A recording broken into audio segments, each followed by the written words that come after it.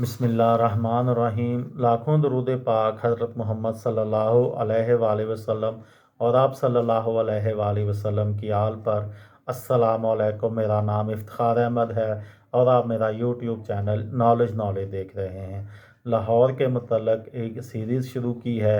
اس سلسلے میں آج کی ویڈیو کا عنوان ہے قرارداد لاہور حصہ اول۔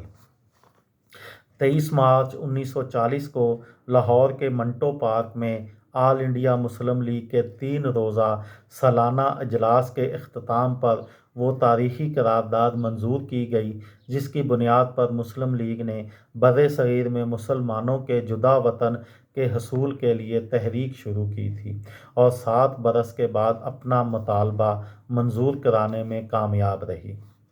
بر صغیر میں برطانوی راج کی طرف سے اقتدار عوام کو سونپنے کے عمل کے پہلے مرحلے میں 1936-37 میں جو پہلے عام انتخابات ہوئے تھے ان میں مسلم لیگ کو بری طرح شکست ہوئی تھی۔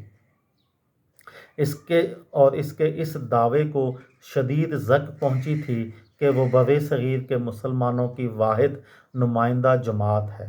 اسی وجہ سے مسلم لیگ کی قیادت اور کارکنوں کے حوصلے ٹوٹ گئے تھے اور ان پر ایک عجیب بے بسی کا عالم تھا۔ کانگریس کو مدراس، یوپی، سی پی، بہار اور اڑیسہ میں واضح اکثریت حاصل ہوئی تھی۔ سرحد اور بمبئی میں اس نے دوسری جماعتوں کے ساتھ مل کر مخلوط حکومت تشکیل دی تھی اور سندھ اور آسام میں بھی جہاں مسلمان حاوی تھے کانگریس کو نمایاں کامیابی ملی تھی۔ پنجاب میں البتہ سر فضل حسین کی یونسٹ پارٹی اور بنگال میں مولوی فضل حق کی پرجا کرشک پارٹی کو جیت ہوئی تھی۔ غرض ہندوستان کے 11 صوبوں میں سے کسی ایک صوبے میں بھی مسلم لیگ کو اقتدار حاصل نہ ہو سکا۔